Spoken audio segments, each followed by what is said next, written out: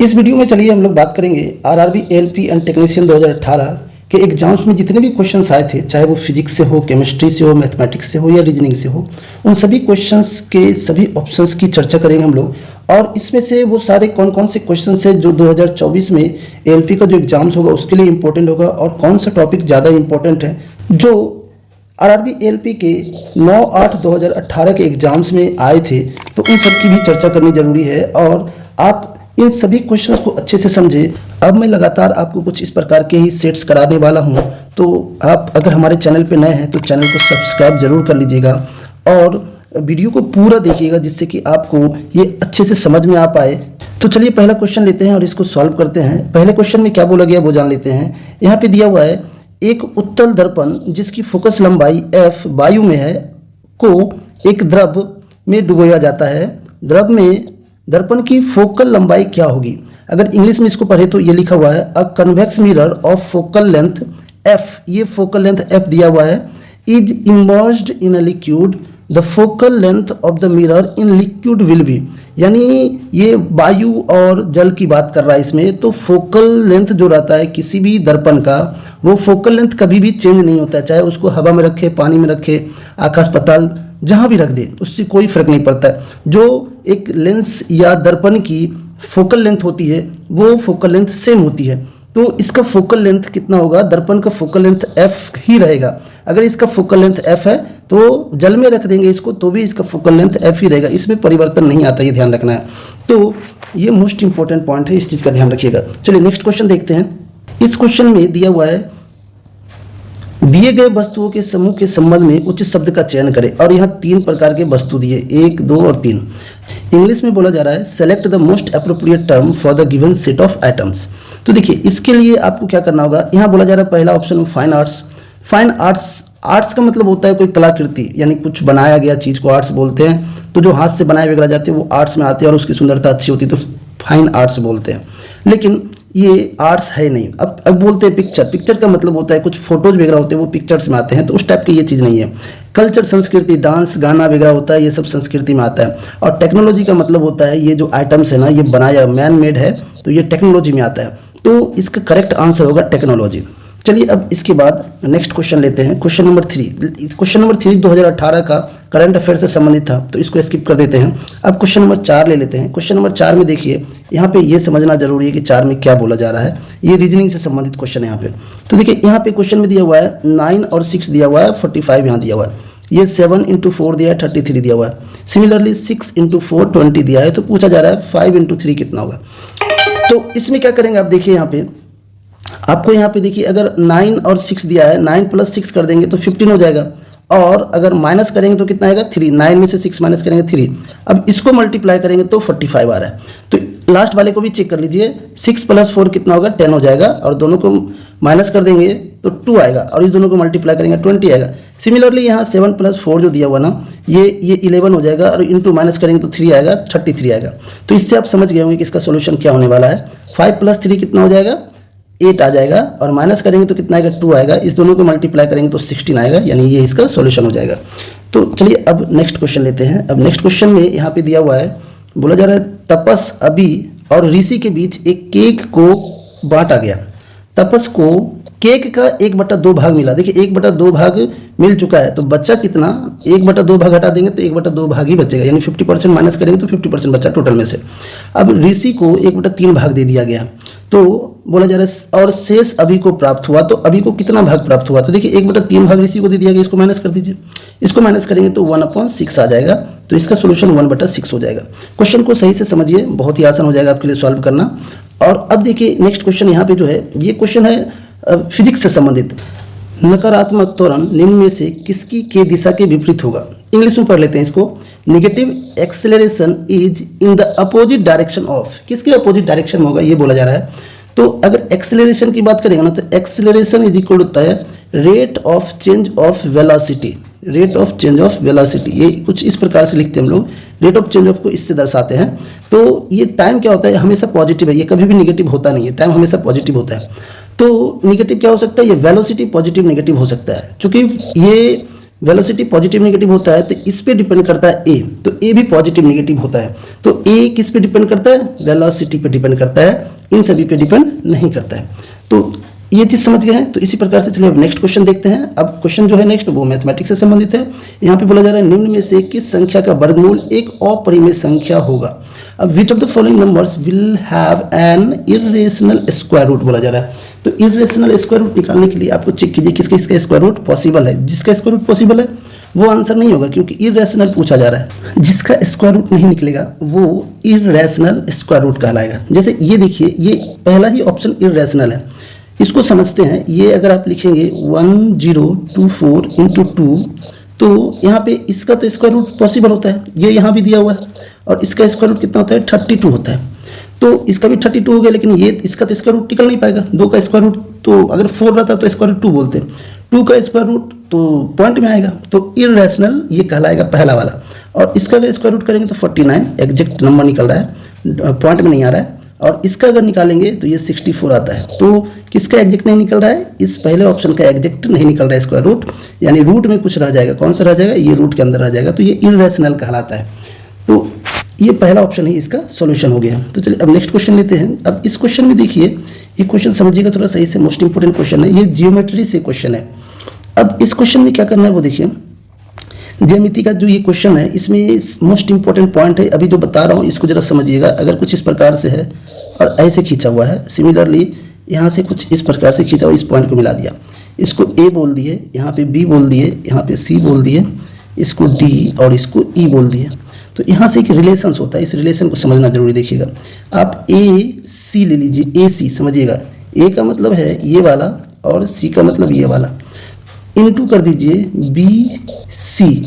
अब ये चीज़ समझ लीजिएगा अच्छे से, सिमिलरली कीजिए, इक्वल टू हो जाता है ई सी इंटू डी सी के बराबर।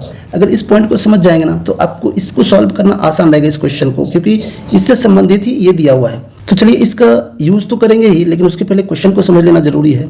इस क्वेश्चन में दिया है उपरोक्त वृत्त में चाप ए बी को स्पर्श रेखा डी ई से डी बिंदु पर मिलाने के लिए बढ़ाया जाता है। यदि ए बी 12 सेंटीमीटर और डी ई 8 सेंटीमीटर हो तो बी डी की लंबाई पूछा जा रहा है। इंग्लिश में अगर पढ़ेंगे, इन द सर्कल अबव कोड A B is extended to meet the tangent D E. A B यानी इसको एक्सटेंड करके यहाँ पे लाया गया और इसको एक्सटेंड करके यहाँ पे लाया गया। तो if A B is 12 centimetre and D E equal to 8 centimetre, find the length of B D. अब देखिए, अभी मैंने बताया आपको रिलेशंस अगर समझ जाएंगे, जो मैं लिख रहा हूँ देखिए, ए डी ऐसे लिख देंगे और इनटू बी डी।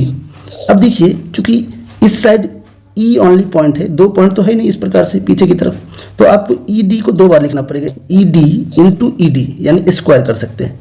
2 बार क्यों लिखेंगे? 2 पॉइंट नहीं है, चूंकि एक ही पॉइंट है यहाँ पे ई, तो यहाँ से आपको 2 बार लेना है।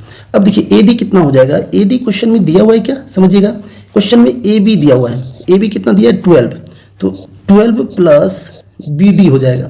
इसको समझ लीजिए अच्छे से पिक्चर से, 12 प्लस बी डी क्यों हो जाएगा, 12 तो ये हो गया और प्लस ये जो पार्ट है ये बी डी है, तो टोटल ए डी क्या हो गया, A B plus B D हो गया। और यहाँ भी क्या इंटू बी डी ही रहेगा। और इसको ई डी का क्वेश्चन में दिया हुआ है, ई डी का वैल्यू कितना है, डी ई का वैल्यू 8 है, तो 8 इंटू 8 करेंगे तो 64 हो जाएगा। अब देखिए यहाँ पे ऑप्शन से क्या पकड़ लीजिए यहाँ पे कि ऑप्शन से बी डी का वैल्यू कौन सा होगा, आपको बी डी निकालना था। बी डी का वैल्यू कौन सा होगा जिसको पुट करने पे 64 आएगा। तो बी डी का वैल्यू अगर आप 4 यहाँ से लेंगे और पुट करेंगे यहाँ पे, तो यहाँ 16 हो जाएगा और ये 4 रहेगा तो 64 हो जाएगा, यानी ऑप्शन सी इसका सॉल्यूशन हो जाएगा। अगर आप चाहते हैं कि नहीं इस प्रकार से ना करके आप इसको सॉल्व करना चाहते हैं तो इसको सॉल्व भी कर सकते हैं। सॉल्व करने के लिए आपको क्या करना पड़ेगा, देखिए बी डी का स्क्वायर आ जाएगा और प्लस 12 बी डी आ जाएगा, और ये 64 को इस साइड ले आएंगे, माइनस में आ जाएगा, इधर 0 हो जाएगा। अब देखिए यहाँ पे क्या करना होता है, ये क्वाड्रेटिक इक्वेशन हो गया, द्विघात समीकरण। इसमें क्या करते हैं, बीच वाले को 2 पार्ट में डिवाइड करते हैं, in such a way that the either the sum or difference is equal to here 12 and the product is equal to this one. तो अब देखिए यहाँ पे आपको क्या करना पड़ेगा, ये माइनस में लेना पड़ेगा, तभी जाकर के ये 12 आएगा। तो इसका मतलब एक 16 और एक 4 से संबंध रखता है। और इसका ट्रिकर क्या है, यहाँ पे जो ट्रिक होता है इसके, जिससे कि आप डायरेक्ट निकाल सकते हैं सॉल्यूशन, इसका साइन चेंज करेंगे और इसका साइन चेंज करेंगे और यहाँ पे जो रहता है ना उससे डिवाइड करना पड़ता है। तो 1 से डिवाइड करने का कोई मतलब नहीं। अब चूंकि बी डी एक लेंथ है, लेंथ कभी भी निगेटिव होना नहीं चाहिए, तो ये होगा नहीं, तो इसका सोल्यूशन क्या होगा, 4 हो जाएगा। तो 4 इसका सोल्यूशन हो गया। तो कुछ इस प्रकार से सॉल्व करते हैं क्वेश्चन को। चलिए अब नेक्स्ट क्वेश्चन ले लेते हैं। नेक्स्ट क्वेश्चन में देखिए क्या दिया हुआ है, निम्नलिखित में से किस अभिक्रिया दौरान उच्च प्रतिक्रिया वाली धातुओं का निष्कासन होता है। इंग्लिश में पढ़ें तो कुछ इस प्रकार लिखा हुआ है, by which of the following processes are metals of high reactivity extracted from purified molten ores. यानी ये निष्कासन, धातु का निष्कासन से संबंधित दिया हुआ है, प्यूरिफाई करने से संबंधित दिया हुआ है। तो इसमें पूछा जा रहा है किससे अगर प्यूरिफाई करेंगे तो उच्च प्रतिक्रिया वाली धातु, मतलब अच्छी धातु ओर्स प्राप्त होगा, अच्छा ओर प्राप्त होगा। तो किस प्रक्रिया से प्यूरिफाई अच्छे से होगा ये पूछा जा रहा है। तो अगर कैल्सिनेशन की बात करते हैं ना, तो कैल्सिनेशन क्या होता है, कैल्सिनेशन एक प्रोसेस है, हाई टेम्परेचर पे धातु को शुद्ध करने की प्रक्रिया है, लेकिन इसमें ऑक्सीजन या वायु जो बोलते हैं उसके प्रेजेंस में ये प्रक्रिया अपनाया जाता है धातु को शुद्ध करने की। तो इसमें क्या होता है कि चूंकि एयर के प्रेजेंस में कराया जाता है या ऑक्सीजन के प्रेजेंस में कराया जाता है, तो इसमें शुद्धता उस प्रकार की प्राप्त नहीं हो पाती है। यानी 99.9% अगर बोलते हैं कि शुद्ध प्राप्त होना चाहिए, तो इसमें शुद्धता अच्छी नहीं होती है। तो इसमें कुछ इम्प्योरिटीज और शुद्धता रह जाती है। तो इसमें इम्प्योरिटीज और अशुद्धता जो रह जाती है, इस कारण से कैल्सिनेशन एक अच्छा प्रोसेस नहीं माना जाता है धातु को अच्छी तरह से शुद्ध करने के लिए। तो अब देखिए ये इलेक्ट्रोलाइसिस इसके लिए सबसे बेहतर तरीका होता है। इलेक्ट्रोलाइसिस में क्या होता है, किसी प्रकार का किसी चीज़ से रिएक्ट नहीं होता है, तो धातु रिएक्ट नहीं करता है तो वो शुद्ध होता चला जाता है। तो सबसे अच्छा अगर शुद्ध करना होता है ना, तो वो इलेक्ट्रोलाइसिस एक प्रोसेस है। इस प्रोसेस से ज़्यादा बेहतर और अच्छा ओर्स प्राप्त होता है। रोस्टिंग भी हाई टेम्परेचर पे ऑक्सीजन या वायु के प्रेजेंस में कराया जाता है रोस्टिंग। दोनों में डिफरेंस, ये कैल्सिनेशन और ये प्रोसेस सेम ही है, बट कैल्सिनेशन का ज़्यादातर प्रयोग किया जाता है कार्बन से संबंधित कोई ओर्स होते हैं उसको शुद्ध करने के लिए। मेटल है जो इम्प्योर है लेकिन कार्बन से संबंधित है, तो उसके लिए कैल्सिनेशन का प्रयोग किया जाता है। और रस्टिंग प्रोसेस, रस्टिंग मेथड उपयोग किया जाता है सल्फाइड, सल्फर से संबंधित अगर कोई ओर्स है जिसका प्यूरिफाई करना है तो उसके लिए किया जाता है। तो ये चीज़ आप समझ गए यहाँ पे। तो इसमें से आंसर इसका सोल्यूशन क्या हो जाएगा, इलेक्ट्रोलाइसिस इसका सोल्यूशन हो गया। लेकिन इसके चौथे ऑप्शन, 4 नंबर ऑप्शन को भी समझ लेते हैं। इसमें दिया reduction by an appropriate reducing agent. अगर किसी एजेंट के प्रेजेंस में कराते हैं ना, तो भी वो उतना शुद्ध नहीं हो पाता है जितना कि इलेक्ट्रोलाइसिस में हो पाता है। तो इसमें भी कुछ इम्प्योरिटीज रह जाती है प्रक्रिया में, अच्छे से वो शुद्ध नहीं हो पाता है, तो ओर्स अच्छा प्राप्त नहीं हो पाता है। तो इसकी सबसे अच्छी प्रक्रिया है वो है इलेक्ट्रोलाइसिस। तो चलिए अब नेक्स्ट क्वेश्चन ले लेते हैं। अब इस क्वेश्चन में देखिए ये मैथमेटिक्स से संबंधित क्वेश्चन आ गया है। यहाँ पे दिया हुआ है 13 मीटर लंबी एक सीढ़ी एक खिड़की तक पहुँचती है। अब देखिए ये क्वेश्चन बोला जा रहा है सीढ़ी है, सीढ़ी कुछ इस प्रकार से और 13 मीटर है, तो 13 मीटर ये सीढ़ी है। अब बोला जा रहा है जो सड़क के किनारे की ज़मीन से 12 मीटर ऊपर है, और ये अगर बोला जा रहा है कितना ऊपर है, 12 मीटर ऊपर है, ये सड़क है, सड़क के किनारे से। तो ये देखिए अगर ट्रिपलेट का इस्तेमाल करेंगे तो ये कितना हो जाएगा, 5 हो जाएगा इसका वैल्यू। ये 13, 12 और 5 होता है। देखिए इसकी कैलकुलेशन भी करेंगे फॉर्मूला से तो यही आएगा। यदि इसके पाद को, पाद मतलब होता है नीचे वाले फुट को पाद बोलते हैं, उसी बिंदु पर रखते हुए सीढ़ी को सड़क की दूसरी ओर लगाया जाए तो यह खिड़की तक 5 मीटर ऊंचाई तक पहुंचती है। यानी अब इसको इस प्रकार से इधर कर दे तो ये कितना ऊंचा पहुंचती है, 5 मीटर ऊंचा पहुंचती है। तो अब देखिए ये 13 है और वो 5 है, तो इसका वैल्यू कितना हो जाएगा, 12 हो जाएगा। क्योंकि ये जब 13 है तो एक 12 है और एक 5 होता है, ये 5 यहाँ दे दिया तो ये नीचे 12 हो जाएगा। अब देखिए पूछा जा रहा है सड़क की चौड़ाई ज्ञात कीजिए। सड़क की चौड़ाई यहाँ से लेकर के यहाँ तक होगी, तो टोटल अगर ऐड करेंगे कितना आएगा, 17 आ जाएगा। आप इसी प्रकार से सॉल्व आसानी से कर सकते हैं। मैंने आपको हिंदी में पढ़ के समझाया, इंग्लिश को आप देखेंगे और उसको पढ़ेंगे तो उससे समझ में आ जाएगा आपको आसानी से, और उसका सॉल्यूशन 17 होगा। अब देखिए नेक्स्ट क्वेश्चन यहाँ पे जो है ये मोस्ट इंपॉर्टेंट है। इसमें दिया हुआ है इनमें से कौन सा एक सेप्रोट्रॉफ है, which of the following is a saprotroph.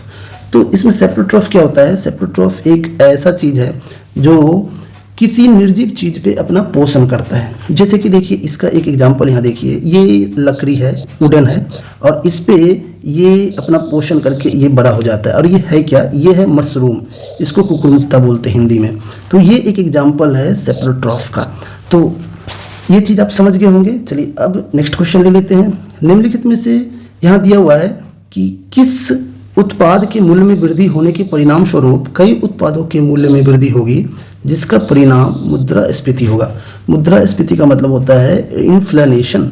अब इन्फ्लेशन और मुद्रास्फीति है क्या? ये रुपया से संबंधित होता है, यानी जब रुपया का वैल्यू घटता है तो इन्फ्लेशन कहलाता है वो। अब वैल्यू कैसे घटेगा? अगर कोई चीज़ मटेरियल आपको 10 रुपये में मिल रहा है और वही चीज़ आपको प्रोडक्ट 20 रुपये में मिलने लगा, उतना ही चीज़, तो चूंकि उसका प्राइस बढ़ जाता है ना, तो ये मनी का इन्फ्लेशन कहलाता है। इसका मतलब रुपया कमज़ोर हो रहा है, इसलिए प्रोडक्ट का दाम बढ़ गया है। और अगर रुपया मजबूत होगा तो प्रोडक्ट का दाम घटेगा, ये होता है। तो यहाँ पे ये समझना जरूरी है आपको कि इन्फ्लेशन किस कारण से होता है। देखिए, सबसे पहले ये समझिए, ऑटोमोबाइल्स के कारण से हो सकता है क्या? ऑटोमोबाइल्स का मतलब कोई भी 4 व्हीलर है या 3 व्हीलर है, ऑटोमोबाइल्स का दाम अगर बढ़ा दिया, सपोज 2 व्हीलर ले लेते हैं, मोटरसाइकिल का दाम बढ़ा दिया गया, जितना प्राइस है मोटरसाइकिल का उसमें से 2000 बढ़ा दिया गया, तो उसका सेल 2000 बढ़ा दिया गया, तो उससे सिर्फ मोटरसाइकिल पे ही प्रभाव पड़ेगा। जो मोटरसाइकिल खरीदने जाएगा ना, बस उसको ज़्यादा पेमेंट करना पड़ेगा मोटरसाइकिल के लिए, और किसी चीज़ पे प्रभाव नहीं पड़ेगा। तो इसका मतलब ये इन्फ्लेशन का कारण नहीं बन सकता है। अब देखिए, पेट्रोलियम यहाँ पे दिया हुआ है, पेट्रोलियम कारण बन सकता है क्या? पेट्रोलियम क्या है कि देखिए, अगर आप पेट्रोल को अगर 100 रुपये मिल रहा है 1 लीटर, और आप उस पेट्रोलियम यहाँ लिखा हुआ है, उससे कई सारे प्रोडक्ट्स प्राप्त होते हैं, तो हम लोग पेट्रोल पकड़ लेते हैं यहाँ पे एक, और इसी प्रकार से केरोसिन वगैरह भी होता है जो पेट्रोलियम से प्राप्त होता है हमें। तो पेट्रोल एग्जाम्पल पकड़ लेते हैं, तो पेट्रोल का दाम अगर 100 है और उसका बढ़ा दिया जाए 110 कर दिया जाए, 10 रुपये बढ़ा दिया जाए, तो अगर पेट्रोल का दाम बढ़ा देगा ना, तो पेट्रोल क्या होता है, सभी जितने भी ऑटोमोबाइल्स होते हैं सभी जगह इस्तेमाल होता है, कई सारी चीज़ों में होता है। तो इस पेट्रोल का दाम बढ़ जाने से लोगों पे बर्डन बढ़ जाएगा, तो सभी लोग क्या करेंगे, जहाँ जहाँ जो भी लोग पेट्रोल का इस्तेमाल करते हैं वो अन्य चीज़ों का दाम बढ़ा देंगे, और अन्य चीज़ों का दाम बढ़ेगा तो फिर रुपया कमज़ोर कहलाएगा, यानी मुद्रास्फीति कहलाएगा। तो पेट्रोलियम प्रोडक्ट में अगर प्राइस बढ़ जाता है इसका, तो ये मुद्रास्फीति का कारण बन सकता है। स्मार्टफोन है, अगर बोलेंगे स्मार्टफोन, तो स्मार्टफोन का अगर दाम जितना भी उसमें से 500 बढ़ा देंगे तो उससे कोई फर्क नहीं पड़ता है, सिर्फ स्मार्टफोन का दाम बढ़ा, जो परचेज करेगा उसको उसका पे ज़्यादा करना पड़ेगा। तो ये उसका कारण नहीं है, और मेडिसिन भी उसका कारण नहीं रहेगा, क्योंकि मेडिसिन एक पर्टिकुलर चीज़ है। अगर कोई मेडिसिन का दाम बढ़ के खरीदने जाएगा तो 2 रुपये 10 रुपये जितना ज़्यादा देना पड़ेगा, पेमेंट ज़्यादा करेगा, बस फिर वो चलाएगा, तो उससे अन्य चीज़ों पर प्रभाव नहीं पड़ता। लेकिन पेट्रोलियम से ऑलमोस्ट जितनी भी चीज़ें हैं सभी चीज़ों को प्रभावित करता है ये, इसलिए पेट्रोलियम इसका कारण होता है इन्फ्लेशन का। तो चलिए अब लेते हैं नेक्स्ट क्वेश्चन। नेक्स्ट क्वेश्चन में देखिए, ये रीजनिंग से संबंधित दिया हुआ है, और इसमें क्या बोला जा रहा है, एक फिगर दिया हुआ है यहाँ पे, और बोला जा रहा है निम्न चित्र के घुमाए गए रूप का चयन करें। तो इसमें से देखिए, इसको समझिए जरूर। ये जो आप देख रहे हैं आकृति कुछ इस प्रकार से दिया हुआ है यहाँ पे, तो ये आकृति जो यहाँ पे दिया हुआ है, इसमें से देखिए ऐसे और ऐसे कैंसिल किया हुआ है, लेकिन एक लाइन ऐसे भी खींचा हुआ, ये यहाँ से, बस ये पहचानना है आपको। यहाँ भी देखिए ये लाइन खींचा हुआ इधर, तो इसमें से पहचानिए। देखिए यहाँ पे देखिए, यहाँ से कोई लाइन नहीं खींचा हुआ है, ये पहला वाला में देखिए इसमें से कोई लाइन नहीं खींचा हुआ। कैसे, इसको समझिए। देखिए इस प्रकार से तो किया हुआ है, लेकिन लाइन यहाँ से इस प्रकार से खींचा हुआ है, ये लाइन है देखिए, तो ये तो पहला वाला संभव है नहीं। तो इस प्रकार से अगर आप चेक करेंगे, लाइन मिलाएंगे, तो आप देखेंगे कि ये वाला ऑप्शन डी जो है ना, ये मैच कर रहा है, तो ऑप्शन डी इसका सॉल्यूशन हो जाएगा। इसको आप अच्छे से देख लेना, समझ लेना, आपको अच्छे से समझ में आ जाएगा। चलिए अब नेक्स्ट क्वेश्चन की तरफ बढ़ते हैं। क्वेश्चन नंबर 14 में दिया हुआ है, यहाँ पे बोला जा रहा है, महानगरों की जनसंख्या अत्यधिक बढ़ रही है, जिससे रहने लायक स्थान की कमी तथा लोगों को जीवन स्तर में गिरावट आ रही है। अब देखिए ऐसा हो रहा है ना, तो निष्कर्ष बोला जा रहा है, सरकार को शहर विकास की पुनर्योजना बनानी चाहिए। हाँ, ये सही है, क्योंकि सरकार की जिम्मेदारी होती है, ऐसा करना चाहिए जिससे कि सुधार हो सके। लेकिन इसमें बोला जा रहा है सरकार को अवैध इमारतों को गिरा देना चाहिए, ये सरकार का काम नहीं है। सरकार इस तरह से मकान नहीं गिरा सकती है। तो ये दूसरा वाला तो सही नहीं है, ये पॉइंट, पहला इसका पॉइंट सही है। तो अगर इसका देखेंगे कौन सा ऑप्शन मैच कर रहा है, तो यहाँ पे ओनली कंक्लूजन वन फॉलोज इसका सही आंसर हो जाएगा। अब चलिए नेक्स्ट क्वेश्चन ले लेते हैं। यहाँ पे देखिए क्या दिया हुआ है, पूछा जा रहा है, which of the following is the last element in Newlands law of octaves classification. तो लास्ट एलिमेंट न्यूलैंड्स के लॉ ऑफ ऑक्टेव क्लासिफिकेशन में लास्ट एलिमेंट कौन सा रहेगा, वो इसमें पूछा जा रहा है। तो उसके लास्ट एलिमेंट जो थे वो थोरियम थे। तो ये चीज़ आपको याद रखना है कि लास्ट एलिमेंट, और कभी कभी फर्स्ट एलिमेंट भी पूछा जाता है कि Newlands law of Octave classification का फर्स्ट एलिमेंट कौन सा है। तो फर्स्ट एलिमेंट जो था वो था लिथियम, यानी ये लिथियम है। तो लिथियम आपको याद रखना है फर्स्ट एलिमेंट, और लास्ट एलिमेंट थोरियम। तो अगर आप इस दोनों को याद रखना चाहते हैं तो ये आसान है, क्योंकि ये दूसरा एलिमेंट है जो लिथियम है और थोरियम इसके अनुसार न्यूलैंड्स लॉ के अनुसार लास्ट था, तो इसको लिथोरियम करके याद रख सकते हैं, लिथोरियम, लिथोरियम ऐसे करके। तो ऐसे याद रखेंगे तो लिथियम याद रहेगा, LIC लिथियम, और थोरियम लिथोरियम। लिथोरियम का मतलब हो गया पहला और last, Newlands law of Octave classification का पहला और लास्ट, पर ये दोनों ही ज़्यादातर क्वेश्चंस एग्जाम्स में रिपीट होते हैं। चलिए अब नेक्स्ट क्वेश्चन ले लेते हैं। यहाँ पे देखिए इस क्वेश्चन में दिया हुआ है, यदि बहुलक और माध्यिका के बीच अंतर 2 है तो माध्यिका और माध्य के बीच अंतर ज्ञात करने के लिए बोला जा रहा है। If the difference between the modes and median is 2, ये दिया हुआ है डिफरेंस मोड एंड मीडियन का। The difference between the median and mean is, ये बोला जा रहा है निकालने के लिए। तो इसका देखिए अगर आप इसको फार्मूला याद रखिएगा जो मैं बता रहा हूँ अभी, ये फार्मूला मोस्ट इंपॉर्टेंट है। मोड का फार्मूला ऐसे कुछ लिखते हैं, mode equal to 3 into median, तो मीडियन हो गया 3 इंटू मीडियन और -2 इंटू मीन, ये याद रखना है आपको। तो अगर ये याद रखते हैं तो सोल्यूशन आसानी से निकल जाए। कैसे देखिए, यहाँ क्या करना होगा, मोड कर दीजिए और क्वेश्चन में दिया मोड माइनस मीडियन दिया हुआ है, तो मीडियन यहाँ लिख दीजिए। अब यहाँ जब मीडियन लिख दे रहे हैं आप, इसका मतलब क्या है कि यहाँ 3 मीडियन था, 3 मीडियन में से 1 मीडियन आप इधर ले गए, तो बचा यहाँ पे कितना, 2 मीडियन बच गया। तो 2 मीडियन लिख लिया आपने यहाँ पे, और इस 2 मीडियन में से फिर अभी आपको यहाँ पे -2 मीडियन, 2 मीन लिखना है, तो 2 मीन लिख लिया आपने यहाँ पे, लेकिन यहाँ से 2 कॉमन भी आ जाएगा। क्वेश्चन में बोला जा रहा है मीडियन माइनस मीन निकालने के लिए, तो मीडियन माइनस मीन यहाँ आ जाएगा आपका, तो ये मीन हो गया। और ये दिया हुआ है क्वेश्चन में, इसका वैल्यू 2 दिया हुआ है, तो आपने 2 और 2 कैंसिल कर दिया, तो ये कितना आ गया, मीडियन माइनस मीन, ये क्वेश्चन में पूछा गया, इसका वैल्यू 1 आ गया, तो इसका सोल्यूशन ये आ गया। इसको आप एक बार और देख लीजिएगा, जो फार्मूला मैंने अभी बताया आपको वो मोस्ट इंपॉर्टेंट है, ये समझना जरूरी है आपके लिए कि कैसे ये सॉल्व हुआ है। अब देखिए इस क्वेश्चन में यहाँ दिया हुआ है, इस क्वेश्चन को समझ लेते हैं अच्छे से। यहाँ पे क्वेश्चन में बोला जा रहा है, जब एक परिपथ में कई प्रतिरोध श्रृंखला में जुड़े होते हैं तो करंट का मान पूछा जा रहा है।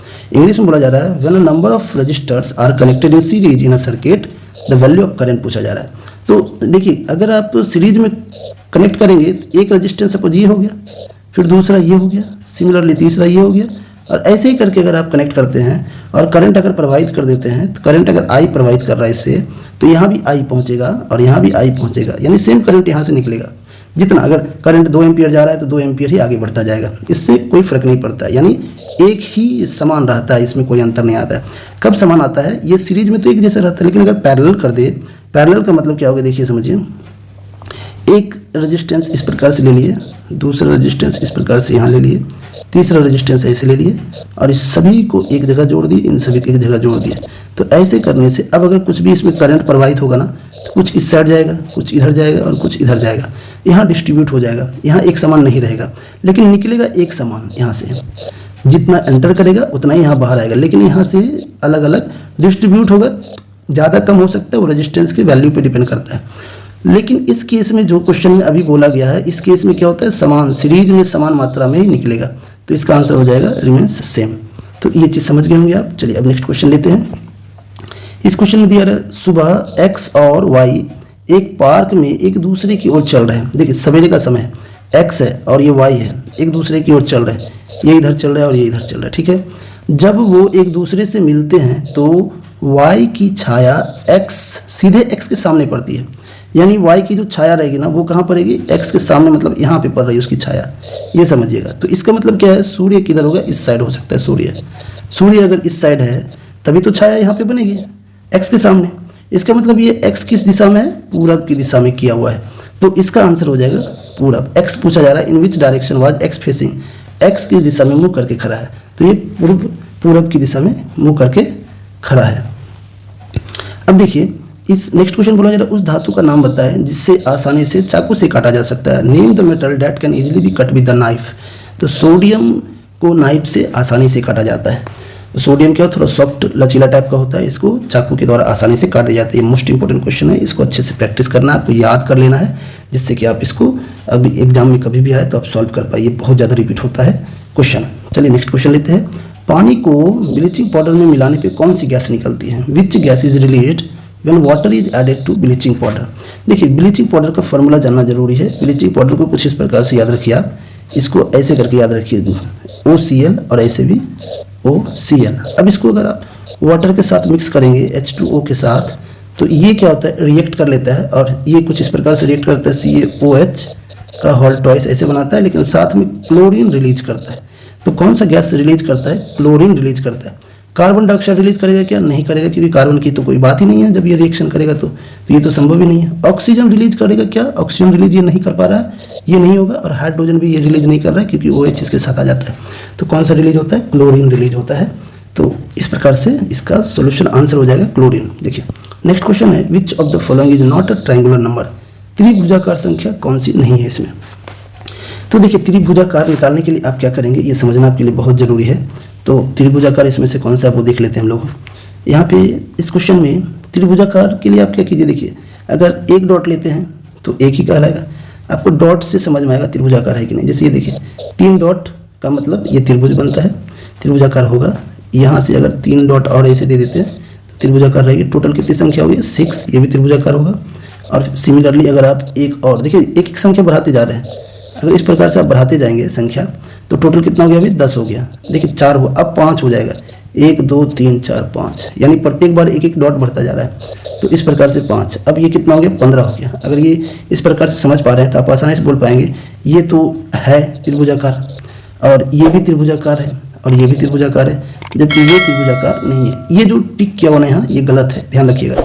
तो अभी जो मैंने आपको ये जो सेट बता रहा हूँ ना, इसमें से कुछ क्वेश्चन ऐसे हैं जिसमें जो टिक किया हुआ है उसके आधार पर पढ़ेंगे ना तो आप गलत आंसर पे पहुँच जाएंगे, ध्यान रखना है। तो आपको मेरे वीडियो को अच्छे से समझना है, देखना है, और जो सही इसका आंसर है उसको पढ़ना है आपको। गलत ऑप्शन को पढ़ के आप अगर कंफ्यूज होते रहेंगे, आप सोचेंगे कि इसका सोल्यूशन ये बोल रहा है, और आप अगर सॉल्व कर रहे हैं आपका सोल्यूशन कुछ और निकल रहा है, तो आप ज़्यादा कंफ्यूज होंगे, उससे पढ़ने में आपको बहुत दिक्कत आएगी।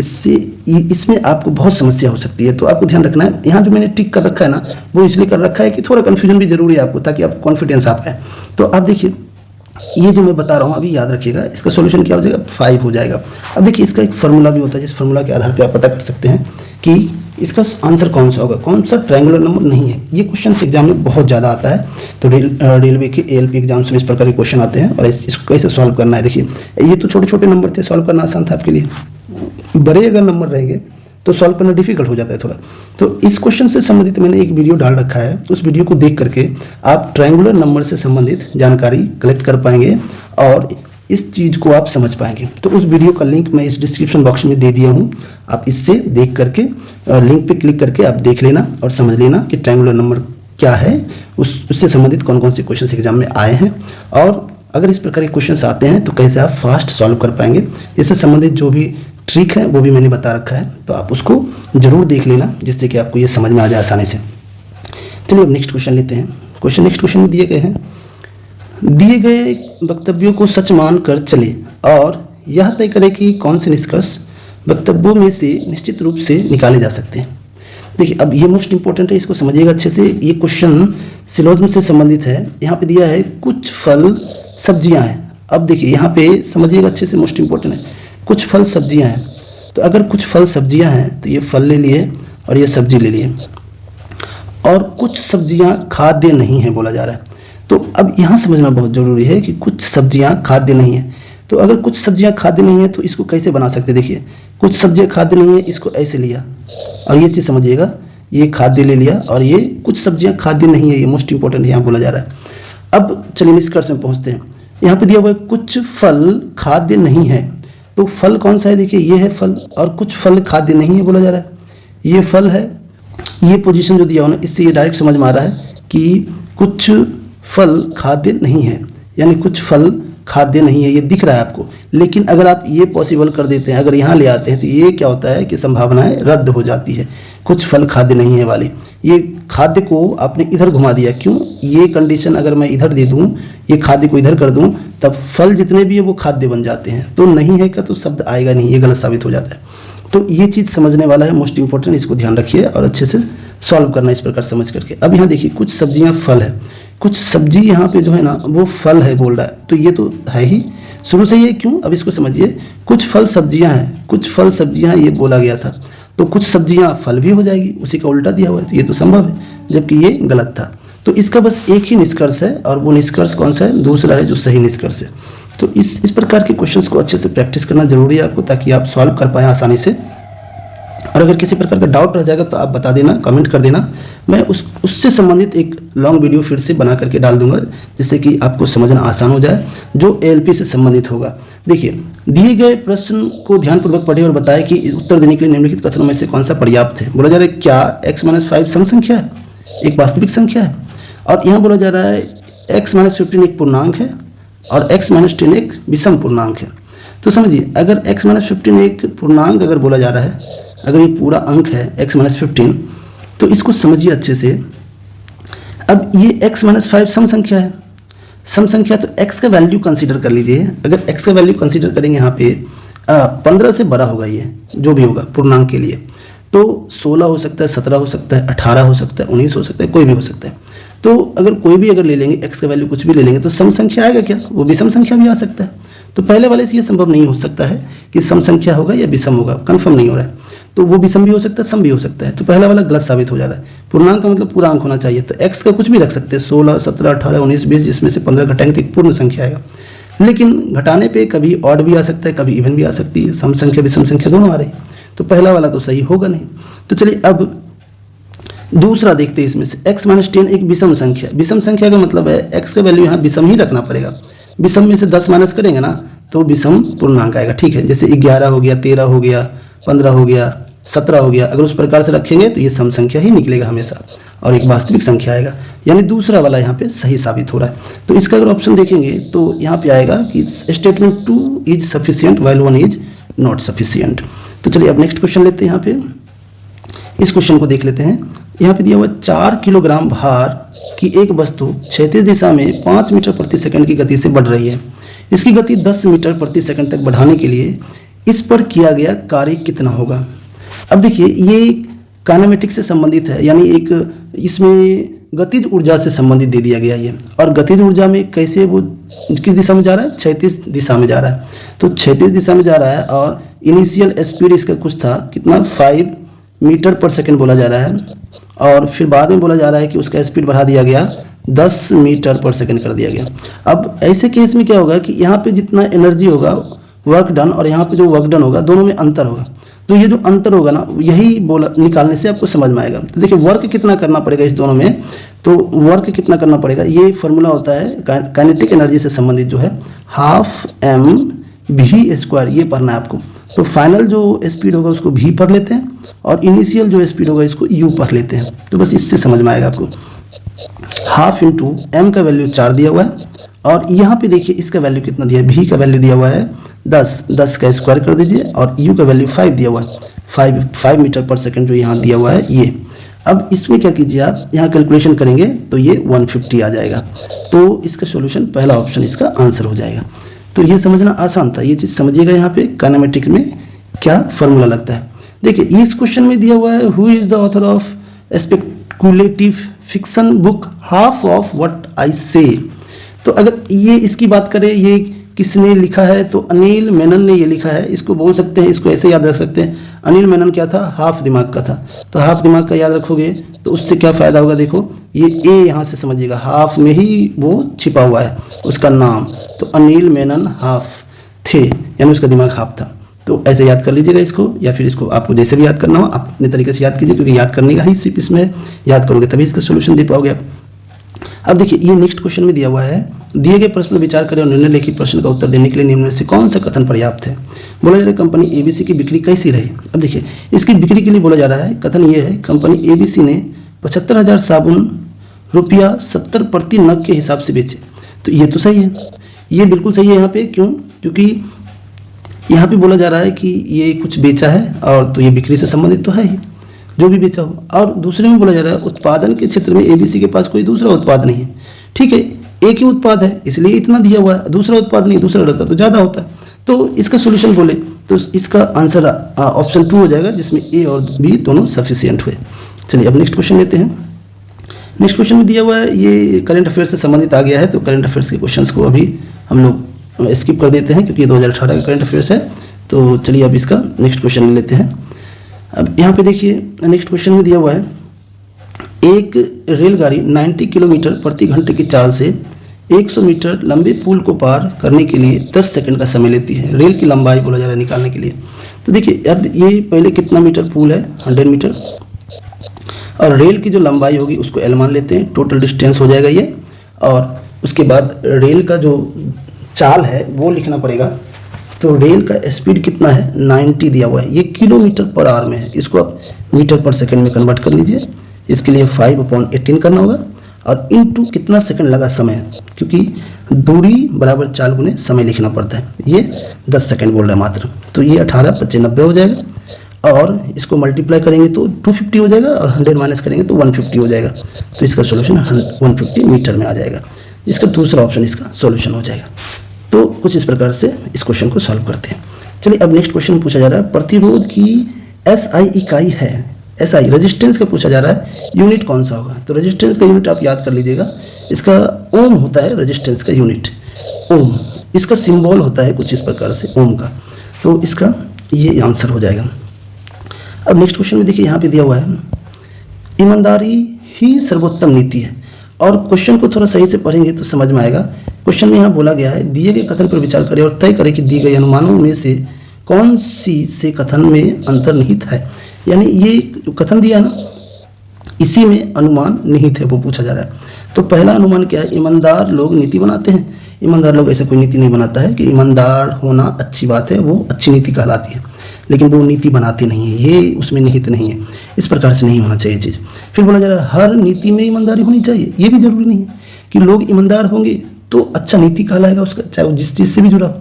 लेकिन जितने भी चीज़ है, जितने भी नीति है, सब में ईमानदारी होगी, ये भी जरूरी नहीं है। कथन में ये चीज़ स्पष्ट नहीं हो रहा है, तो इसके दोनों में से कोई संभव नहीं है। यानी नाइदर assumption 1 और नॉट 2 इज इम्प्लिसिट, यानी दोनों में से कोई नहीं होने वाला इसमें। अब नेक्स्ट क्वेश्चन भी नहीं लेंगे, इसको हम लोग नहीं देखेंगे, क्योंकि इस क्वेश्चन में 2018 करंट अफेयर्स का क्वेश्चन है ये। तो चलिए अब नेक्स्ट क्वेश्चन पे बढ़ते हैं हम लोग। यहाँ पे देखिए बोला जा रहा है कि उस उत्तर आकृति आंसर फिगर का चयन करें जो दी गई प्रश्न आकृति के रिक्त स्थान के लिए उपयुक्त है।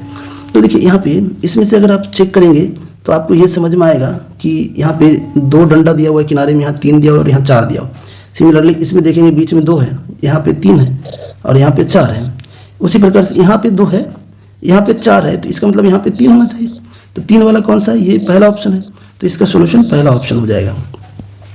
चलिए नेक्स्ट क्वेश्चन लेते हैं। इस क्वेश्चन में दिया हुआ सर्च लाइट का परावर्तक कौन सा है, the reflector of a search light. Most important question है, कई बार एग्जाम्स में आ चुके हैं, बहुत रिपीट होता है, इसको अच्छे से याद करना है आपको और अच्छे से पढ़ना है। इसका सर्च लाइट में कनकेव मिरर का इस्तेमाल होता है, ये याद रखिएगा। सर्च लाइट क्या होता है, परावर्तक अच्छा होना चाहिए लाइट का, मतलब वो दूर तक जाना चाहिए, और दूर तक किस में जाता है, कनकेव मिरर में, वो फैलता है दूर तक, तो इसलिए कनकेव मिरर का इस्तेमाल होता है इसमें। जैसे इसको समझिए कुछ इस प्रकार से, अगर ये टॉर्च लाइट है और ये ऐसे है यहाँ पे और यहाँ पे बल्ब है, तो ये क्या होता है, रिफ्लेक्ट होता है, इससे टकरा करके वापस लाइट कुछ इस प्रकार से जाता है। तो ये किस प्रकार का मिरर है, ये एक कनकेव मिरर है। तो कनकेव मिरर कुछ इस प्रकार का रहता है, ये ध्यान रखना आपको। अब चलिए इसके बाद अगर ये चीज़ समझ गए आप कनकेव मिरर के बारे में, तो अब नेक्स्ट क्वेश्चन लेते हैं। और ये नेक्स्ट क्वेश्चन में यहाँ पे दिया हुआ है कि उस विकल्प का चयन करें जो तीसरे चित्र से उसी तरह संबंधित है जिस तरह दूसरा चित्र पहले चित्र से संबंधित है। तो बहुत इंपॉर्टेंट है और बहुत ही आसान है ऐसे क्वेश्चन को सॉल्व करना। देखिए ये हाथ फिंगर में क्या करते हैं, रिंग को पहनते हैं, तो उसी प्रकार से इसको कहाँ पहनते हैं, ये माथे पे पहना जाता है यानी हेड पे, तो इसका ऑप्शन ये हो जाएगा।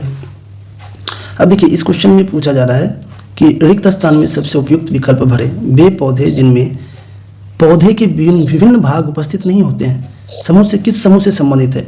ऐसे समूह को थैलोफाइटा कहा जाता है। तो ये क्या होता है कि कुछ ऐसे पौधे होते हैं जिसमें कि उसके जो अंग होते हैं, भाग होते हैं, जैसे उसको बोलते हैं क्या, टहनी बोलते हैं, उसके जड़ होते हैं, कुछ ऐसे भाग जो कई भाग उसमें होते ही नहीं है। जैसे कुछ ये चीज़ जो दिख रहा है आपको इस पिक्चर में, ये क्या पानी पे दिख रहा है आपको ना, जैसे कई सारे भाग होते ही नहीं है। तो पौधे के जो कई सारे भाग होते हैं वो मिसिंग होते हैं कुछ पौधों में, तो उसको थैलोफाइटा बोला जाता है। ये याद कर लीजिएगा आप, ये बायोलॉजी से संबंधित है। नेक्स्ट क्वेश्चन में दिया हुआ है 1600 की राशि 6 साल की अवधि के लिए 5% वार्षिक दर पर अर्जित ब्याज पूछा जा रहा है। तो देखिए 1600 अगर ले लेते हैं, 1600 का 5% निकालेंगे तो 80 रुपया आएगा। 80 रुपया 6 साल यानी 8 × 48 480 रुपया हो जाएगा। इसके लिए पेन और पेपर की आवश्यकता नहीं है, अगर आप दिमाग का इस्तेमाल करेंगे तो आसानी से सॉल्व कर पाएंगे। इसमें देखिए हंस से हंस को पुलडल कर दिया गया ना, ये देखिए पुलडल है क्या, ये तो गलत हो जाएगा। यहाँ पे पुलडल है क्या, नहीं है, ये भी पुलडल नहीं है। पुलडल कहाँ है, यहाँ पे है पुलडल आकर के, ये सिंगुलर और ये पुलडल, तो ये सही है। तो ये बहुत ही आसान था सॉल्व करना। अब देखिए इस क्वेश्चन में विच of the following is true, कौन सा सही है। तो अगर इन सभी को देखेंगे 29, देखिए इसका एक ट्रिक बता रहा हूँ, अगर इस ट्रिक को समझेंगे ना तो ये अन्य दूसरे क्वेश्चंस प्रॉब्लम को सॉल्व करने में भी मदद करेगा आपको। तो ये देखिए यहाँ पे 12 दिया हुआ है, अब ये पता करना है दोनों में से कौन सा बराबर है या छोटा बड़ा है। तो अगर इसको चेक करेंगे आप तो यहाँ से समझ में आ जाए। देखिए ऐसे कीजिए, ये ज़्यादा आसान कैलकुलेशन हो जाएगा। 2 ले लेंगे आप ना, अब 2 से आप डिवाइड भी कर सकते हैं यहाँ पे, या डिवाइड नहीं करना इधर मल्टीप्लाई कर दीजिए, तो ये 58 हो जाएगा। तो 58 तो हमेशा बड़ा ही होगा 43 से, तो ये इसका पहला सॉल्यूशन हो जाएगा और इसके गलत हो जाएंगे ऑप्शन जितने भी हैं। तो अब नेक्स्ट क्वेश्चन ले लेते हैं। इस क्वेश्चन में देखिए यहाँ पे देखेंगे कि क्या दिया हुआ है, ST, फिर ST के बाद क्या TU कंटिन्यू है, UV, VW, WX। तो WX कहाँ, यहाँ पे। बहुत ही आसान था ये क्वेश्चन। अब इस क्वेश्चन में देखिए बोला जा रहा है nodes of Ranvier are microscopic gaps found within. ये न्यूरॉन में पाया जाता है इस प्रकार से। न्यूरॉन में ये यहाँ से यहाँ तक का पार्ट एक्सॉन कहलाता है। तो ये एक्सॉन वाला पार्ट ये मोस्ट इंपॉर्टेंट है। और इस एक्सॉन में क्या होता है, ये जो गैप दिख रहा है ना, ये गैप, ये जो बीच का गैप होता है, ये कहलाता है यहाँ पे नोड ऑफ रनवियर। तो नोड ऑफ रनवियर और माइक्रोस्कोपिक गैप फाउंड किस में पाया जाता है, एक्सॉन में पाया जाता है। कौन सा एक्सॉन है ये माइलिनकृत एक्सॉन है, ये इसमें ये पाया जाता है। और ये कौन सा पार्ट है, क्या चीज़ है, ये न्यूरॉन है, मोस्ट इंपॉर्टेंट है ये। इस चीज़ को पिक्चर को देख के आप आसानी से समझ सकते हैं। चलिए अब नेक्स्ट क्वेश्चन देखते हैं। अब इस कथन में भी बोला जा रहा है दिए गए कथन पर विचार करें और तय करें कि अनुमानों में से कौन सा अंतर्निहित है। कथन है अध्यापकों को कार्यशाला में भाग लेना चाहिए, ठीक है। अनुमान क्या बोला जा रहा है, कार्यशाला अध्यापकों के ज्ञान को सामयिक बनाती है। ये बिल्कुल सही बात है कि ऐसा तो होता ही है, और कार्यशाला समय बर्बाद करती है, ये गलत बोला जा रहा है। तो इसमें से पहला ही ऑप्शन इम्प्लिसिट कहलाएगा और इसका गलत ऑप्शन हो जाएगा। तो अभी नेक्स्ट क्वेश्चन में देखिए दिया हुआ है हेल्दी, और इसको बोला जा रहा है किसी दर्पण को जब नीचे दिए गए शब्द के क्षैतिज दिशा रखा जाता है तो उसके द्वारा निर्मित छवि पूछा जा रहा है। देखिए अगर ये दर्पण रख दिया जाए ऐसे करके, तो ये पूरा का पूरा क्या होगा, H कहाँ, यहाँ बनेगा नीचे, E भी नीचे आएगा, A भी नीचे आएगा, तो सबका सब नीचे आएगा। तो चलिए अगर नीचे आएगा तो ये H तो अपनी जगह पे ही होगा, ठीक है। ये Y ये सब तो गलत हो गया, पहले ही समझ में आ गया गलत हो गया। और E सही जगह पे देखिए, A उल्टा यहाँ पे बना है, ये इसका सॉल्यूशन हो जाएगा। और ये बहुत ही आसान था। रीजनिंग इस प्रकार से ही आसान आता है, आप बहुत आसानी से बना पाएंगे। देखिए बोला जा रहा है पीर पंजाल रेलवे सुरंग डैश में स्थित है। तो ये जम्मू कश्मीर में पीर पंजाल सुरंग है, तो इस चीज़ को आप याद कर लीजिएगा। नेक्स्ट क्वेश्चन है यहाँ पे दिए गए प्रश्न पर विचार करें और निर्णय लेखी प्रश्नों, बस वही क्वेश्चन है, क्या राजू को यात्रा करना पसंद है। अब देखिए यात्रा करना पसंद है, वाक्य में देखते हैं राजू ने भारत के पूर्व पश्चिम उत्तर दक्षिण सभी प्रांतों का दर्शन किया, इसका मतलब यात्रा किया इसने। राजू को अपने दोस्तों के साथ रहना पसंद है, तो उससे क्या, उससे यात्रा संबंध समझ थोड़ी ना आता है। तो इसका मतलब यह है कि इसका कौन सा ऑप्शन सही होगा, option 4, statement 1 alone is sufficient but 2 is not sufficient. तो इसका सोल्यूशन समझ में आ गया होगा आपको। चलिए अब नेक्स्ट क्वेश्चन में देखिए यहाँ पे दिया हुआ है एक परमाणु में न्यूट्रॉनों की संख्या किसके बराबर होती है। तो परमाणु में जो न्यूट्रॉन की संख्या बराबर होती है वो एटॉमिक मास, यहाँ पे मास नंबर बोलते हैं उसको, माइनस एटॉमिक नंबर होता है। तो न्यूट्रॉन की संख्या कुछ इस प्रकार से लिखते हैं, neutron equal to atomic mass यानी mass number minus atomic number. तो ये इस प्रकार से कहलाता है, नाज बोलते हैं इसको। ए का मतलब है एटॉमिक मास यानी मास नंबर, और ये एटॉमिक नंबर है, ये समझिएगा। तो अगर इस चीज़ को समझ जाएंगे तो आपके लिए सॉल्व करना आसान होगा, और इस चीज़ को याद कर लीजिएगा क्योंकि यहाँ से क्वेश्चन बहुत ज़्यादा एग्जाम में पूछा जाता है। तो इस चीज़ को समझ गए होंगे आप। चलिए अब नेक्स्ट क्वेश्चन लेते हैं। नेक्स्ट क्वेश्चन में देखिए यहाँ पे सॉल्व करना पड़ेगा, थोड़ा अच्छे से आपको समझना पड़ेगा। अब इस क्वेश्चन में क्या करना है वो देखिए।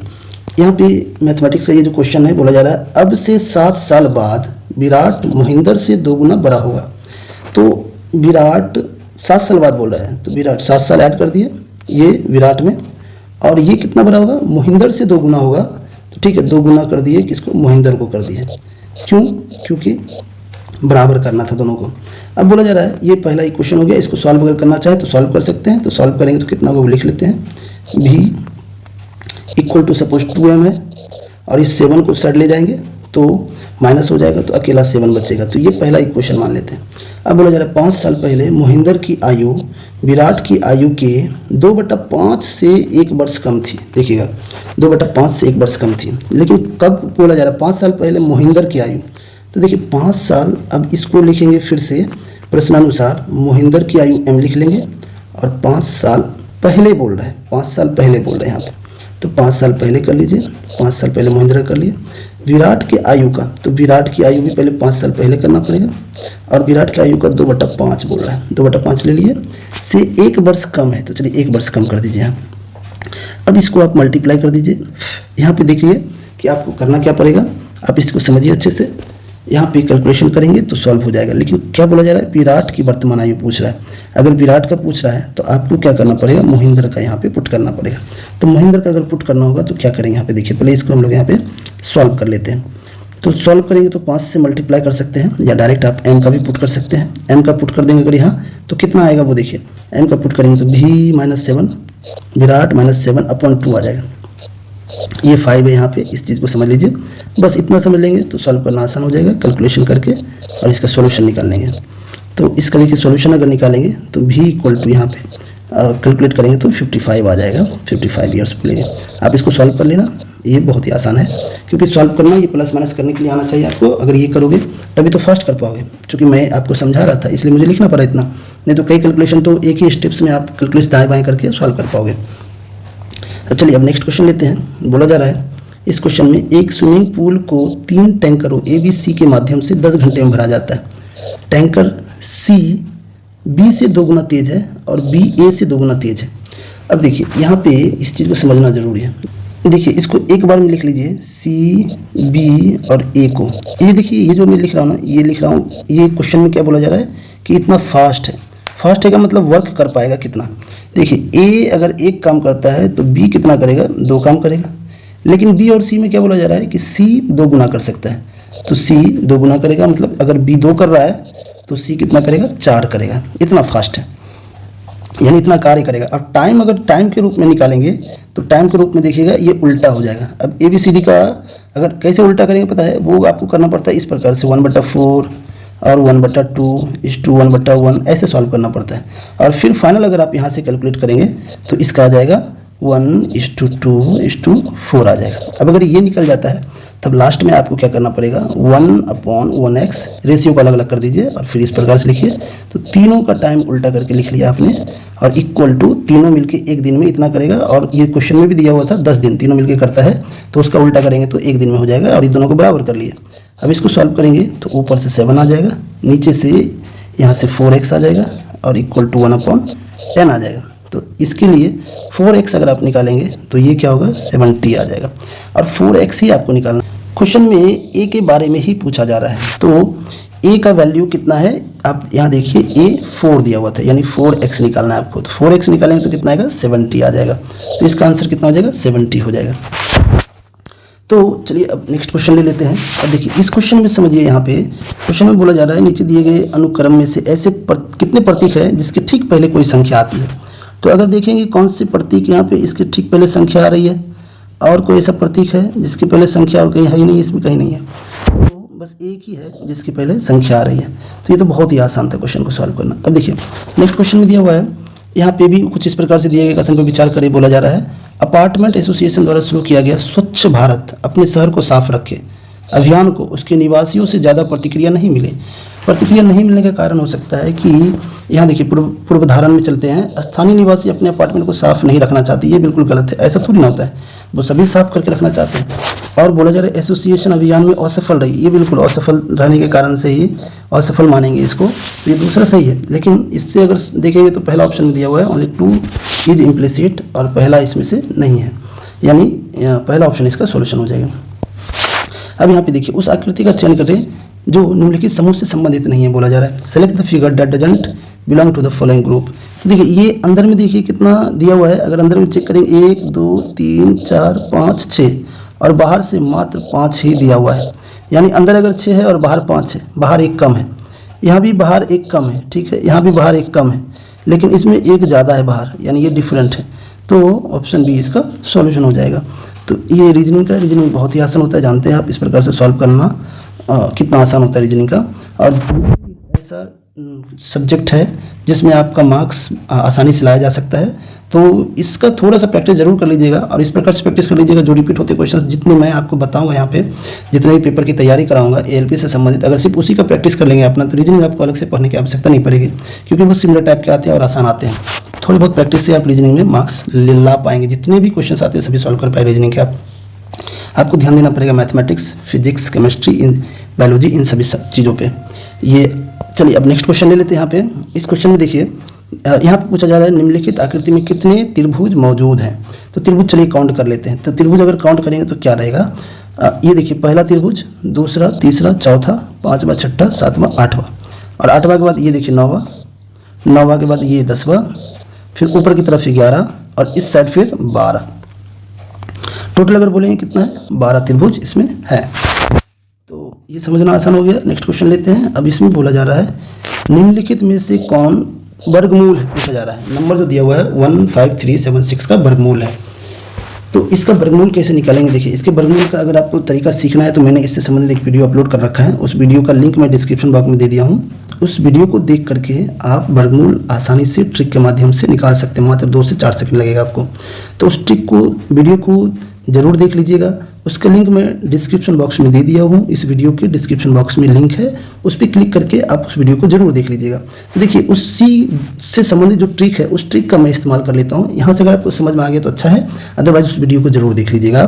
तो देखिए यहाँ पे क्वेश्चन में दिया हुआ 15376 और आपको क्या करना है, यहाँ पे लास्ट 2 डिजिट पकड़ना है, ये ध्यान रखिएगा। लास्ट 2 डिजिट में आपको ये देखना है कि ये 76 कौन सा ऐसा स्क्वायर है 2 डिजिट का जिसके लास्ट में 76 आता है। तो ये आप जान गए हैं 24 है जिसके स्क्वायर में 76 आता है लास्ट में। तो यानी जो सॉल्यूशन होगा ना उसमें 24 लास्ट में होना चाहिए। तो एक ही ऑप्शन बस यहाँ पे है जिसमें 24 है। तो ये बहुत ही आसान हो गया आपके लिए सॉल्व करना। चलिए अब नेक्स्ट क्वेश्चन यहाँ पे देखिए। इस क्वेश्चन में दिया हुआ है, बोला जा रहा है उमर और अविनाश ने क्रमशः 10,000 और 15,000 के निवेश के साथ साझेदारी शुरू की, लेकिन वित्तीय समस्या के कारण अविनाश ने 8 महीने बाद अपना निवेश वापस ले लिया। पहले 12 मास का दोनों में अनुपात पूछा जा रहा है। तो अनुपात निकालना बहुत ही आसान है। देखिए 10,000 में से 3 जीरो हटा देते हैं, 10,000 और 15,000 में से, तो ये 10 हो जाएगा। 10 किसका, उमर का है, और उमर 12 महीने तक रहा है साझेदारी में, लेकिन अविनाश बस 8 महीने तक ही रहा। तो इसका 8 से मल्टीप्लाई करना है। अब इसका रेशियो निकाल लीजिए। रेशियो निकालेंगे तो 5 2 जा, 5 3 जा। अब देखिए ये करेंगे आप, अगर 3 से 4 जा और 4 2 और यहाँ भी कट जाएगा, 1:1, यानी इसका सॉल्यूशन ऑप्शन बी हो जाएगा। ये बहुत ही आसान था। तो इस प्रकार से सॉल्व करना है आपको। नेक्स्ट क्वेश्चन में दिया हुआ है एक लंबवृत्तीय शंकु का आयतन जिसके आधार की त्रिज्या उसकी ऊंचाई की 1/3 है, एक गोलार्ध के आयतन के बराबर है। अब देखिए दोनों का आयतन देखना पड़ेगा क्योंकि शंकु की त्रिज्या और गोलार्ध की त्रिज्या का अनुपात बोला जा रहा है। तो शंकु की त्रिज्या, तो पहले शंकु का लिख लेते हैं। यहाँ पे शंकु का जो फॉर्मूला होता है वो होता है 1/3 पाई आर स्क्वायर।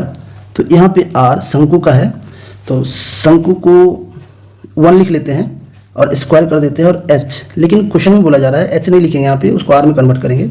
बोला जा रहा है आधार की त्रिज्या उसकी ऊंचाई की 1/3 है, यानी 1/3 है। तो हाइट जो होगा वो उसकी जगह पे क्या आएगा, 3r आ जाएगा, क्योंकि त्रिज्या क्या था, 1/3 था।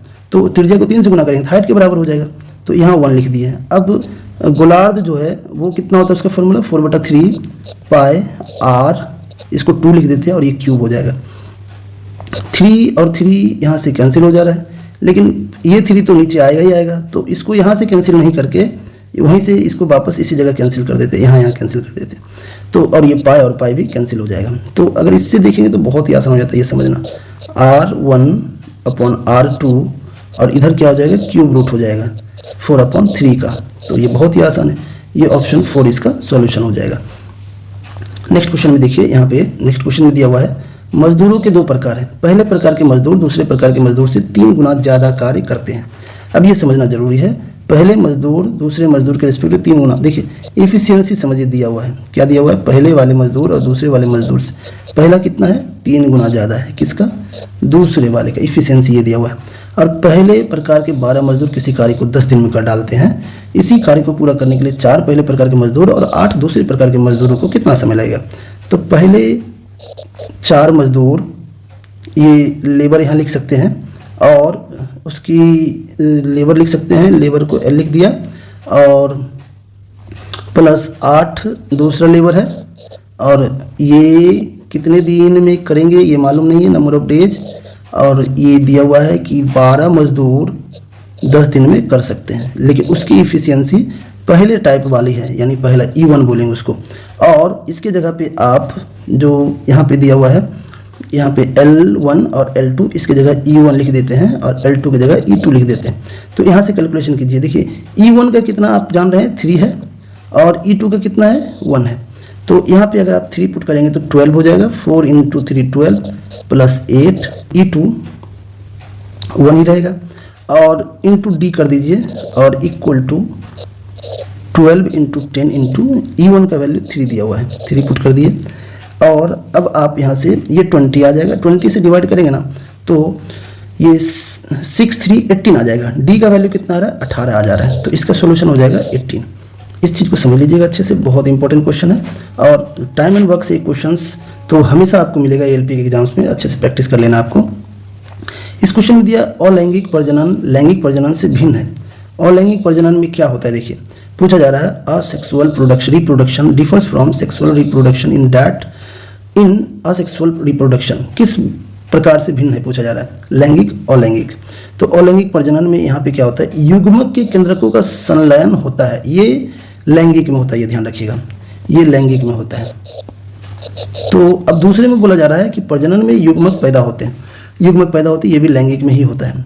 वंश विविधताओं को दर्शाता है, ये भी लैंगिक में होता है। लेकिन ये जो दिया ना 4 नंबर, यही इसका सॉल्यूशन होना चाहिए क्योंकि अब यही ऑप्शन बचा है। तो नए जीव जनक माता पिता के समान होते हैं।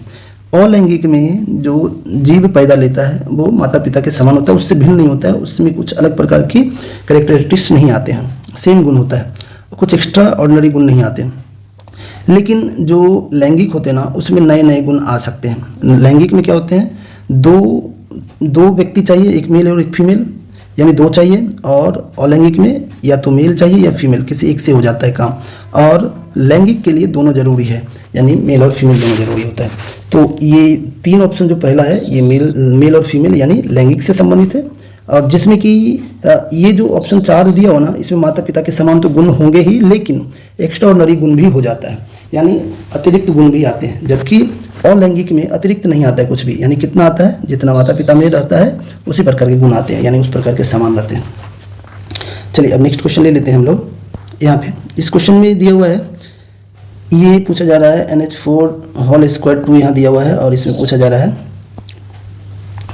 कि कितने अणु में कितने परमाणु होते हैं, how many atoms are present in molecule. अब देखिए इसको क्या कीजिए, अलग अलग कर दीजिए। आप कैसे अलग करेंगे, n कितना है 2 है, क्योंकि 2 से आपको इसको मल्टीप्लाई करना पड़ेगा, फिर 2 से इसको भी मल्टीप्लाई करेंगे तो h कितना हो जाएगा, ये h दिया हुआ है, ये 8 हो जाएगा। तो इस h को सही से लिख लेते हैं, ये h 8 हो जाएगा। और फिर s 1 है, o कितना है 4 है, काउंट कर लीजिए, 8 2 10 11 15, तो इसका सोल्यूशन 15 हो जाएगा। चलिए अब नेक्स्ट क्वेश्चन ले लेते हैं। नेक्स्ट क्वेश्चन में दिया हुआ है, किसी थैले में लाल और नीले रंग के गेंदों की संख्याओं का अनुपात स्थिर है। जब उसमें 44 लाल गेंद थे तो नीले गेंदों की संख्या 36 थी, यानी 44 था तो ये कितना था 36 था। ये रेड है और ये ब्लू है। अब बोला जा रहा है यदि नीले गेंदों की संख्या 54 है, नीले मतलब यहाँ पे आएगा 54, और तो पूछा जा रहा है लाल गेंदों की संख्या, लाल देखिए इसके नीचे ऐसे लिख दीजिए, देखिए बहुत ही आसान है। ये अगर आप कैंसिल करेंगे तो 11 4 से कैंसिल किए तो ये 9 चौक 36 हो जाएगा, 9 छक 54 हो गया, और x निकालेंगे तो 66 हो जाएगा। तो इसका सॉल्यूशन 66 हो गया। अब देखिए यहाँ पे क्वेश्चन दिया हुआ है, ये हिस्ट्री से संबंधित है, समझ लीजिए आप। तो यहाँ पे किसी संवैधानिक कानून के माध्यम से भारत और पाकिस्तान 2 स्वतंत्र राष्ट्रों में विभाजित हुआ। किस संवैधानिक कानून के आधार पर हुआ था ये पूछा जा रहा है। By which legislation were India and Pakistan divided into 2 independent nations. तो इसका जो लेजिस्लेशन था वो था इंडियन इंडिपेंडेंस एक्ट 1947 के आधार पे दोनों कंट्री को अलग अलग किया गया था। अब देखिए नेक्स्ट क्वेश्चन यहाँ पे दिया हुआ है, एक लड़की को तस्वीर को देख करके सीसा नामक एक लड़की ने कहा उसकी माँ मेरे नाना जी की इकलौती बेटी है। अब देखिए आप इस क्वेश्चन को समझना अगर चाहते हैं तो बहुत ही आसान है समझने के लिए। उसमें देखिए क्वेश्चन में बोला जा रहा है, लड़की बोल रही है किसको, पिक्चर को देख करके, समझिएगा पिक्चर को देख करके वो बोल रही है कि इसकी जो माँ है, इसकी ये फोटो में जो है इसकी जो माँ है वो कौन है, इसका जो नानी है, नानी इसके नानी का इकलौती बेटी है, यानी अकेला बेटी है इसकी माँ। अगर ये अकेली है ठीक है, और बोला जा रहा है उसकी केवल एक बेटी है, यानी इसकी केवल एक ही बेटी है, ये बेटी है और कोई बेटा नहीं है। अब देखिए ये खुद का संबंध इससे जोड़ लिया और ये भी अकेला ही बोला जा रहा है कि ये अकेला और कोई नहीं है, तो इसका मतलब ये स्वयं ही है यहाँ पे है फोटो में। शीशा तस्वीर की लड़की से संबंध पूछा जा रहा है, तो वो क्या है, स्वयं है। तस्वीर में लड़की खुद शीशा ही है। इसको अच्छे से समझ लीजिएगा, एक दो बार और इस प्रकार से बना लीजिएगा तो आपके लिए आसान हो जाएगा। लेकिन अगर इसको आप अच्छे से समझना चाहते हैं तो इसको समझने के लिए आप ऐसा कीजिए, समझ लीजिए कि उस पिक्चर में कोई है जिसको आप इंडिकेट कर रहे हो, आप शीशा बन जाओ थोड़ी देर के लिए, तो आप इंडिकेट करो पिक्चर के हिसाब से और मन में ये कैलकुलेशन करो कि नानी और माँ का संबंध और फिर फोटो में जो उसका संबंध क्या है, तो आसान हो जाएगा आपके लिए। अब देखिए इस क्वेश्चन में यहाँ पे बोला जा रहा है भारतीय ओलंपिक 2018 का पूछा जा रहा है, तो ये करंट अफेयर से संबंधित है, तो इसको छोड़ देते हैं। अब यहाँ पे आइए इस क्वेश्चन में, संवेग को उसके गुणनफल के रूप में, ये बहुत ज़्यादा इंपॉर्टेंट है, बहुत इंपॉर्टेंट, बहुत ज़्यादा, कई बार ये एग्जाम्स में आ चुका है। संवेग को P से लिखा जाता है, तो P equal to mass into velocity ऐसे लिखते हैं हम लोग, तो इस चीज़ को ध्यान रखिएगा, this is the formula here. और इस फार्मूला को अच्छे से याद कर लीजिएगा क्योंकि ये क्वेश्चन बहुत ही ज़्यादा एग्जाम्स में आता है। चलिए अब नेक्स्ट क्वेश्चन लेते हैं। नेक्स्ट क्वेश्चन में यहाँ दिया हुआ है, दिए गए वेन आरेख के अनुसार कौन सा नंबर लड़के जो एथलीट में भाग लेते हैं, लड़के जो एथलेटिक में भाग लेते हैं। तो देखिए लड़के का मतलब ये रेक्टेंगल हो गया, यहाँ पे बना हुआ है। एथलेटिक का मतलब सर्कल, रेक्टेंगल और सर्कल में देखिए कौन सा है, एक ये है, एक ये है और एक ये है, ठीक है। अब देखिए और क्रिकेट भी खेलते हैं बोल रहा है, तो एथलीट के साथ क्रिकेट भी, क्रिकेट मतलब त्रिभुज में रहना है, तो त्रिभुज में ये रहता है, ये है त्रिभुज में, तो इसका आंसर क्या होगा, 3 हो जाएगा इसका आंसर। ये तो बहुत ही आसान था। चलिए नेक्स्ट क्वेश्चन देखिए यहाँ पे, मेंडलीव की आवर्त सारणी में तत्वों के गुणों को उसके डैश का आवधिक स्वभाव माना जाता है। In Mendeleev's periodic table the properties of the elements are considered a periodic function of their, किस चीज़ का पीरियोडिक फंक्शंस मोस्ट इंपॉर्टेंट है, atomic mass. Atomic mass, Mendeleev ने जो जितने भी एलिमेंट को सजाया था ना, वो एटॉमिक मास के आधार पे, वो उसका कहना था कि एलिमेंट का क्या होता है कि एटॉमिक मास बढ़ते हुए अगर रखते हैं तो उसकी प्रॉपर्टीज मैच करती कुछ संख्या के बाद, तो उसके आधार पर उसने एटॉमिक मास को आधार माना था और सजाया था, पीरियोडिक टेबल बनाया गया था। नेक्स्ट क्वेश्चन लेते हैं।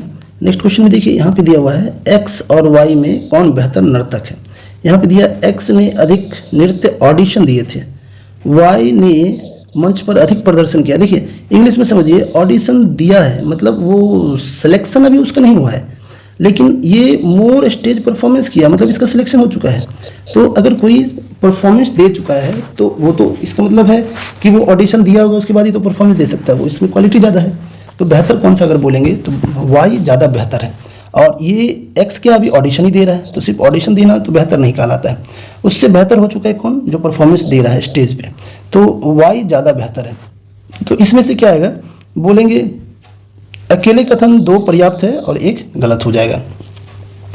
अब नेक्स्ट क्वेश्चन लेते हैं। नेक्स्ट क्वेश्चन में यहाँ दिया हुआ निम्नलिखित में से कौन सा अम्ल लाल चींटियों में उपस्थित होता है। ये मोस्ट इंपोर्टेंट, बहुत ज़्यादा रिपीट होता है और रेलवे के एग्जाम्स में इस प्रकार से संबंधित क्वेश्चन पूछे जाते हैं। रेड एंट के बारे में पूछा जा रहा है और इसमें फॉर्मिक एसिड पाया जाता है। रेड एंट में फॉर्मिक एसिड पाया जाता है। देखिए रेड को कैसे लिखेंगे, RED। रेड एंट अगर बोला जाएगा ना, इसको ऐसे पढ़िए, डी के बाद क्या आता है ई के बाद क्या आता है एफ, यानी क्या आएगा फॉर्मिक एसिड। ये ध्यान रखिएगा, फॉर्मिक एसिड, यानी रेड एंट के लिए क्या होगा, फॉर्मिक होगा, फॉर्मिक एसिड। इस तरह से याद रखना आपको, रेड एंट में फॉर्मिक एसिड पाया जाता है, रेड एंट में फॉर्मिक एसिड पाया जाता है। अब देखिए नेक्स्ट क्वेश्चन यहाँ पे ये है कि इस समूह के लिए उपयुक्त फिर से पूछा जा रहा है। तो ये सब क्या है, ये सेलिब्रेशन के लिए होता है, जैसे मेडल मिलता है, कप मिलता है, ये सेलिब्रेशन मना रहा है। मीटिंग नहीं कहलाएगी क्योंकि मीटिंग में क्या होता है, बहुत सारे लोग रहते हैं, 2-4 लोग नहीं रहते हैं। जिस प्रकार से ये दिखा रहा है वो मीटिंग का नहीं दिखा रहा है। मीटिंग में बहुत सारे लोग ऐसे बैठे रहेंगे, हॉल रहेगा बहुत बड़ा।